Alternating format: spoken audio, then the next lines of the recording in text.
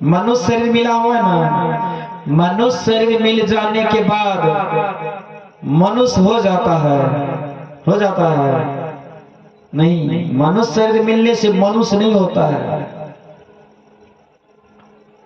अगले जन्म में जो कुत्ता के शरीर से आए हैं, अगले जन्म में कुत्ता थे, इस जन्म में मनुष्य में आ गए, तो मनुष्य जैसा उसका लक्षण होगा? नहीं होगा। लोग कहते नहीं रे कुत्ता छी तो कुत्ता। एक जगह भाई को उनसे बड़ी बहन थी, उनको कुत्ता कहते थे, रे कुत्ता है नहीं है। हम बोले कुत्ता क्यों कहे छी एकरा? बाबा के कुत्ता जो का कमी छे तो ते कुत्ता कहे छी। श्री सद्गुरु महाराज की जय। मनुष्य शरीर मिलने से मनुष्य नहीं होता है। एक कहानी मैं सुनाता हूँ, बढ़िया से सुन लीजिए आप लोग। महात्मा जी के आश्रम में, महात्मा जी के कुटिया में सत्संग हो रहा है। उसी राज के राजा साहब रथ पर सवार होकर के आ रहे हैं। जहां पर सत्संग हो रहा है महात्मा जी के आश्रम में, तो वहां पर जैसे आए राजा साहब के मन में हुआ जो सत्संग कुछ देर सुन लेते हैं, तो अपने मंत्री को कहते, मंत्री रथ को रोको, यहाँ पर रथ को रोक दो, चलो महात्मा जी के आश्रम में थोड़ा देर सत्संग सुन लेते हैं। राजा साहब जब सत्संग में बैठे, महात्मा जी का सत्संग इतना सुंदर लग रहा था, इतना अच्छा प्रवचन कर रहे थे, जो राजा साहब को बहुत अच्छा लगा। लेकिन राजा साहब को एगो चीज अच्छा नहीं लगा, सब चीज अच्छा लगा। महात्मा जी का आश्रम भी एकदम चकाचक है, फूल से सजाया हुआ आश्रम। महात्मा जी का वचन भी बहुत अच्छा है, प्रवचन भी अच्छा है। लेकिन महात्मा जी के आश्रम में एक पिलिनिया कुतिया है, पिलिनिया कुतिया। वो महात्मा जी सत्संग करते हैं जब तक,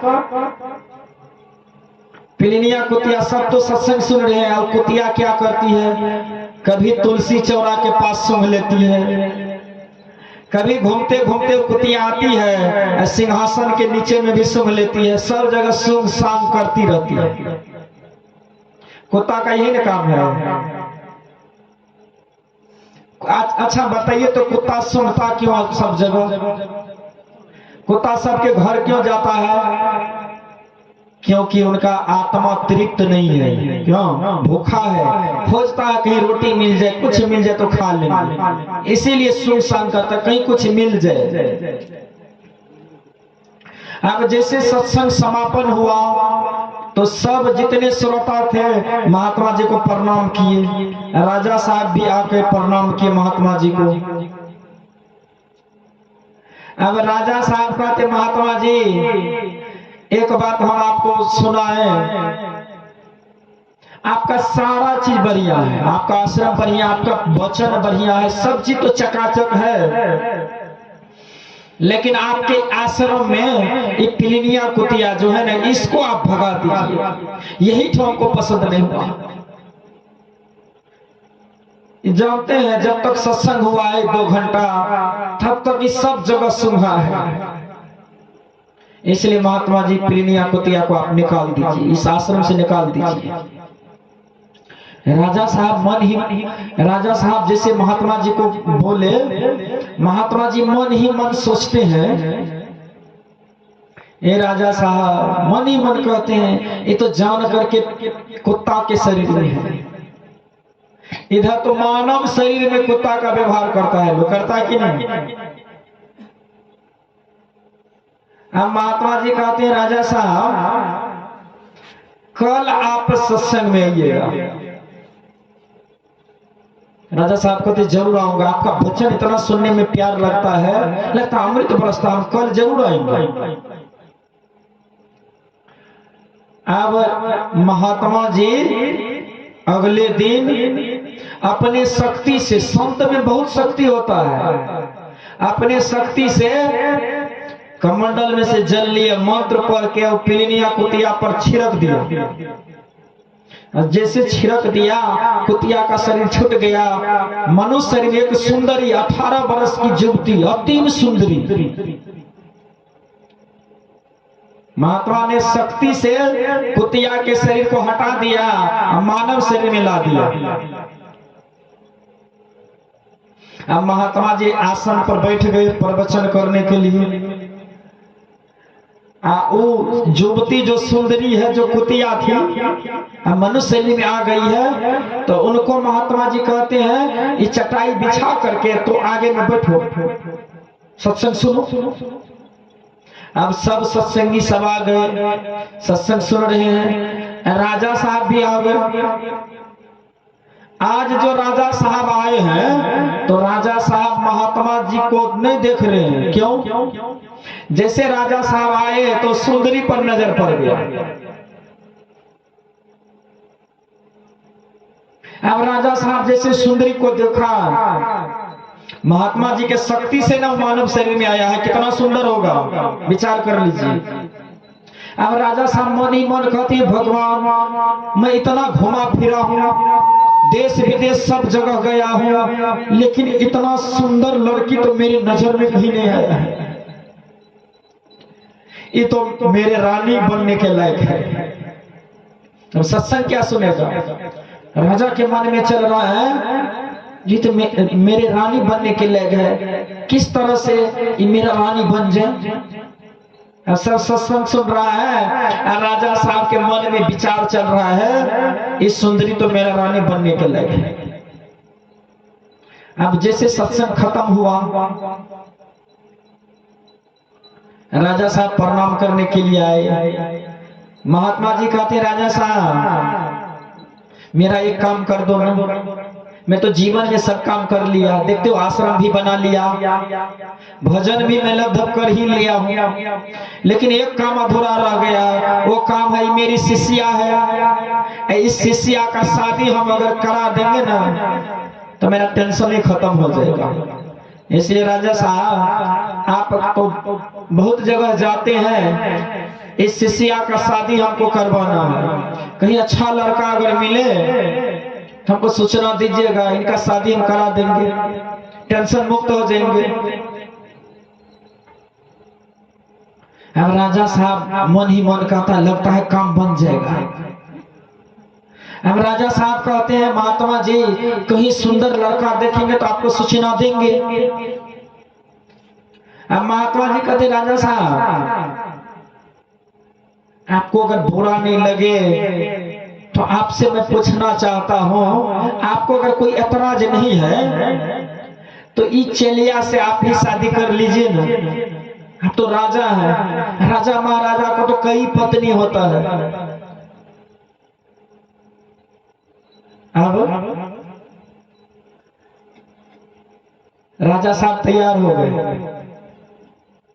पहले देखो तो बात बोला, नहीं कैसे करेंगे महात्मा जी, हमको पहले से रानी है। अब तैयार हो गए, क्यों? पहले से मन में चल रहा है। इसी का नाम है जो रोगी के भावे से वैद्य फरनावे। रोगी को तो यही मन में भा रहा था जो किस तरह से शादी हो जाए सुंदरी से। अब वैद्य भी यही बात कह रहा है जो आप ही कर लीजिए। तैयार हो गए राजा साहब, शादी हो गया। जैसे शादी हो गया तो राजा वाली बात है, पालकी आया, वही रानी को बैठा लिया, चल राजा साहब के दरबार में लेके चले गए। बढ़िया से सुनिए, 1 घंटा पहले कुतिया था, 1 घंटा 2 घंटा पहले कुतिया था, मनुष्य शरीर में ला दिया है, सुंदर है, रानी बन गई है, रानी। अब राजा साहब के दरबार में अखंड दीप जलता था, 24 घंटा जलते रहता था, कभी नहीं बुझता था, घी का दीपक जलता था। मंत्री सिपाही सब क्या करते थे, शाम के समय में जैसे घी खत्म होने वाला था उसमें डाल दिया जाता था, बुझता नहीं था, कभी नहीं। अब ये रानी 2 बजे रात में इनका नींद टूटा, जैसे नींद टूटा थे टहलने के लिए देखते द्वार पर कोई नहीं है, लेकिन दिया जल रहा है, उसमें घी का दिया था ना। रानी गई दिया के पास, आई तो सुगंध आ रहा है घी का। और दिया में उंगली दिया तो देखता है घी गर्म है। अब रानी वो दिया को बुता दिया और सब गर्म घी को चाट लिया, जिसे सब घी को चाट लिया, आके राजा के बगल में सो गए। राजा साहब जैसे जगे ब्रह्म मुहूर्त में, भिनसर में, देखते हैं आज तो दिया बुता हुआ है। आप तो मंत्री सिपाही को आवाज लगाते गुस्सा से, कहा तुम लोग मर गया है। गुस्सा से जैसे पुकारा तो मंत्री सिपाही सब हाजिर हो गए। महाराज महाराज आप कितना गुस्सा में क्यों हैं? राजा साहब कहते तुम लोगों को दिखाई नहीं दे रहा है, ये जो कभी बुता नहीं दीपक आज कैसे बुत गया है। अब मंत्री कहते कौन सिपाही आज डाला था इसमें घी? सिपाही सब कहते हैं राजा साहब 15 नंबर रूम में जो सिपाही रहता है वही डाला है, जल्दी उनको बुला के लाया जाए। और सिपाही को जब बुलाया, जो घी डाला था वो तो डर से कांप रहे। राजा साहब जिस तरह मैं प्रत्येक दिन डालता हूँ उसी तरह आज भी डाला था। राजा साहब कहते तो भूत कैसे गया? कहते राजा साहब ये मैं नहीं जानता, लेकिन मैं तो भर के घी डाला हूं। तो राजा साहब क्रोधित है। मंत्री कहते हैं राजा साहब आज गुस्सा शांत कर लीजिए, आप आज के बाद ऐसा नहीं होगा। आए तो राजा साहब किसी तरह शांत हो गए। अब कल सिपाही भर दिया घी से, लेकिन 2 बजे में रानी का नींद टूटता है। अब तो आदत लग गया। 2 बजे में आती है रानी, दिया को बुता देती है, सब घी को चाट जाती है। आज फिर राजा साहब जब जगे तो आंख लाल है, क्रोधित है, हाथ में तलवार है, आज किसी को नहीं छोड़ेंगे। ये सब निकम्मा मंत्री सिपाही सब हो गया है। जोर से आवाज लगाते मंत्री मंत्री सिपाही सिपाही जल्दी तुम लोग हाजिर हो जाओ। अब जैसे मंत्री सिपाही सब आए तो डर से सब मंत्री सिपाही भी कांप रहा है, आज फिर दिया बुझ गया है। अब मंत्री जी कहते राजा साहब आज माफ कर दीजिए, आज माफ कर दीजिए। अब मंत्री कहते हैं हम सिपाही के भरोसे नहीं रहेंगे, अब हम स्वयं डालेंगे घी को। राजा साहब किसी तरह शांत हुआ है, राजा साहब किसी तरह शांत हो गया। अब मंत्री कहते सिपाही तुम लोग पहरा करो, तो 2 दिन से भूत कैसे जाता है, तुम लोग पहरा करो। सुन रहे ना बढ़िया से? अब पहरा में लगा हुआ है, जो भुगता है कैसे, तो सिपाही सब जगे हुए हैं, छिप करके देख रहे हैं भुगता कैसा कैसे है, दिया कैसे बुझ जाता है। आप देखते हैं क्या, जैसे 2 बजा ती लब की रानी आई, दिया को बुता दिया, सब घी को चाट लिया।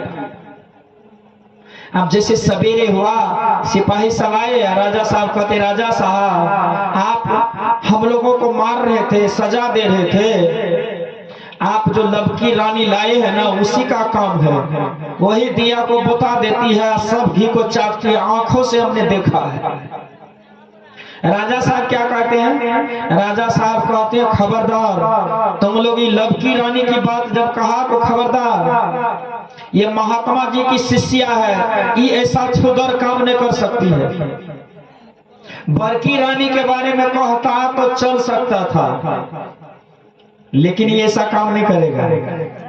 श्री सदगुरु अब सिपाही सब तो अपनी आंखों से ने देखा है। सिपाही सब कहते राजा साहब अगर मेरे बात को नहीं मानिएगा तो सब दिन बूतेगा, अगर विश्वास नहीं होता है तो आप जग के पहरा करके देख लीजिए, आपको स्वयं पता चल जाएगा ये दीपक क्यों बूतता है।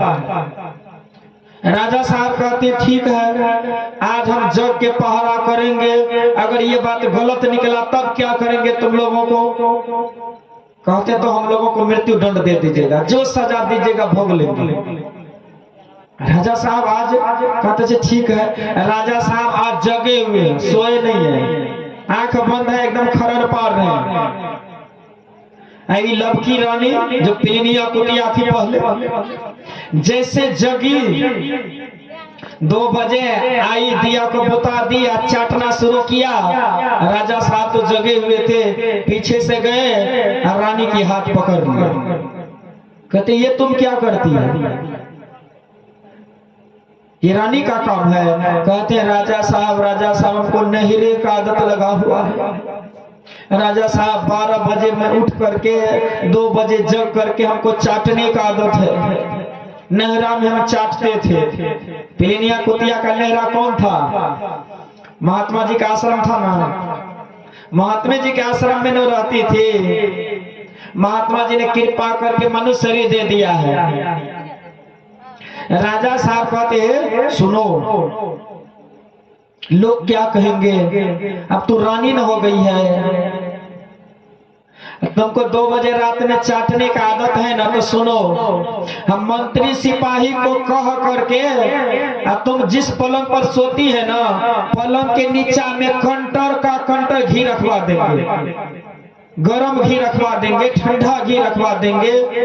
जब तुमको नींद टूटेगा ना, तो बाटी कटोरा में निकाल लेना, जितने चाटना होगा चाट लेना। लेकिन हे दादा पुरखा से दिया जलता आ रहा है, इसको बुता के मत चाटना। श्री सदगुरु। अब राजा साहब पलंग के नीचा में व्यवस्था कर दिया है।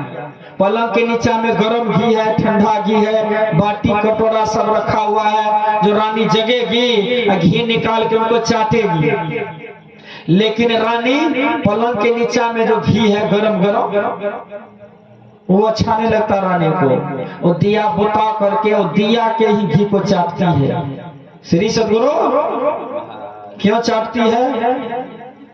संस्कार अगले जन्म में तो कुतिया थी, चाटती थी सब दिन। आज मनुष्य शरीर मिल गया तो संस्कार कहाँ जाएगा? समझ रहे कि नहीं? इसलिए जो मनुष्य शरीर में आ गए हैं, जिनको मछली अच्छा लगता है, समझ लीजिए अगले जन्म में गीध था, कुत्ता था, सिंह था, इसलिए मछली अच्छा लगता है। बहुत आदमी कहते हैं बाप उल्टी हो जाएगा बाबा नाम सुन करके।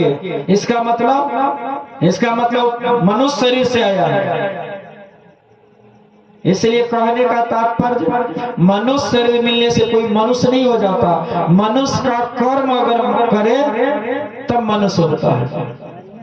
श्री सदगुरु। मैं तो कहता हूँ कितने पंथ आई है इस संसार में। मैं तो कहता हूँ कबीर पंथी बाद में बनिएगा, रामानंदी बाद में बनिएगा, सतपाल जी महाराज के भक्त, बाल जोगेश्वर जी महाराज के भक्त, ठाकुर अनुकूल चंद्र के भक्त, ये सब बाद में बनिएगा। पहले मनुष्य तो बन जाइए। मनुष्य बनिएगा तभी भजन हो पाएगा। मनुष्य भजन कर सकता है। आप मनुष्य के खैनी खाते हैं, मनुष्य के बीड़ी पीते हैं, मनुष्य के चाय पीते हैं, मनुष्य के जो नहीं करना चाहिए सो करते हैं। आप कहते हैं भजन करते हैं, तो ऐसा भजन भगवान को स्वीकार नहीं है। बोलिए प्रेम से श्री सदगुरु महाराज की जय।